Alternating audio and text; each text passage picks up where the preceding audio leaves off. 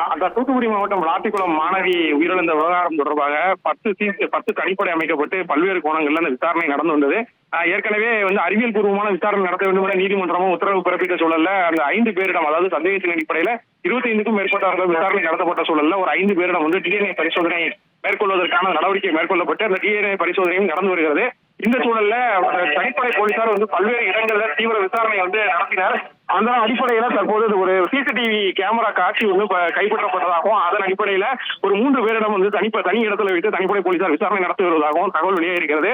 தற்போது அந்த 3 பேருமே புதிய நபர்கள், அதாவது 25 பேர் ஏற்கனவே விசாரணை செய்யப்பட்டு டிஎன்ஏ பரிசோதனை எடுக்கப்பட்ட நபர்கள் எல்லாம் தாண்டி தற்போது புதியதாக 3 பேரிடம் விசாரணை நடத்தப்பட்டு வருகிறது. இவர்கள் இந்த விசாரணையில கிடைக்கக்கூடிய தகவலை வைத்து இந்த வழக்கை இறுதி செய்யலாம் எனவும் காவல்துறை தரப்பில் சொல்லப்படுகிறது. தொடர்ந்து அவர்களுக்கும் இந்த மருத்துவ பரிசோதனை உள்ளிட்டவைகள் மேற்கொள்வதற்கான நடவடிக்கை மேற்கொள்ளப்பட்டிருப்பதாக காவல்துறை உயரதிகாரிகள் தரப்புல தகவல் வெளியாகி இருக்கிறது. 1,27,00,000 மனங்களை வென்ற தந்தி டிவி யூடியூப் சேனல். தவிர்க்க முடியாத தம்ப்நெயில்ஸ், கலக்கலான கான்டென்ட்ஸ். நீங்களும் இந்த குடும்பத்தில் இணைய இப்பவே சப்ஸ்கிரைப் பண்ணுங்க. அசுரபலம் கொண்ட எங்கள் டிஜிட்டல் கரங்களில் உங்கள் விளம்பரங்களை சேர்க்க வாட்ஸ்அப் பண்ணுங்க. 8939888838. Email advtthanditv@dttv.in.